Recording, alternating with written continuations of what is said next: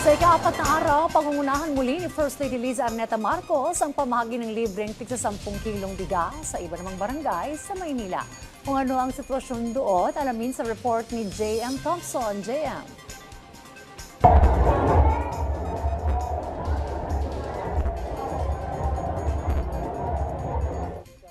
Course sa lungsod ng Maynila. Ayon sa ilan nating nakausap na benepisyaryo, ito yung unang pamamahagi ng libreng bigas sa ilalim ng programang Mula sa Puso para sa Pamilya sa kanilang lungsod.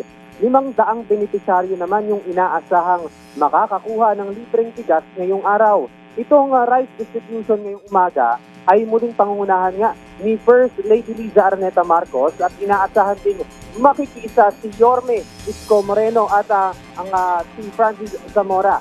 Sa mga nakausap nating benepisyaryo, isa si Agnes sa maagang pumila para sa bigas.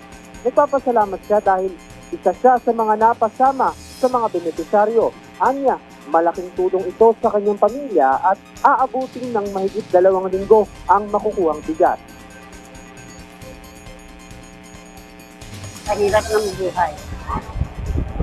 Katulad namin, wala naman kami inaasahan. Sobra-sobra sa amin yan, 10 kilong bigas. Isa lang si Agnes sa mga benepisyaryo dito sa lungsod ng Maynila na nagpapasalamat sa libreng bigas at pare-pareho naman yung kanilang hiling na sana hindi ito ang huli at sana'y masundan pa. Nitong mga nakaraang araw nga lang ay sinimulan itong programa at nakapagmabahagi na sa iba't ibang lungsod sa NCR. Inaasahan namang ito'y magtutuloy-tuloy.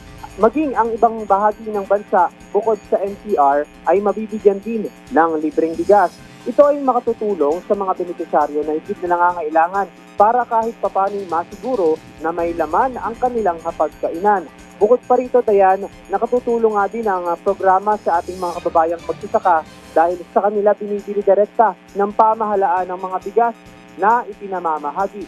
Dayan, maya-maya lamang ay magsisimula ng itong pamamahagi ng libreng bigas dito sa Barangay 377. Yan na muna ang pinakahuling balita mula rito sa lungsod ng Maynila. Dayan? Maraming salamat, J.M. Thompson.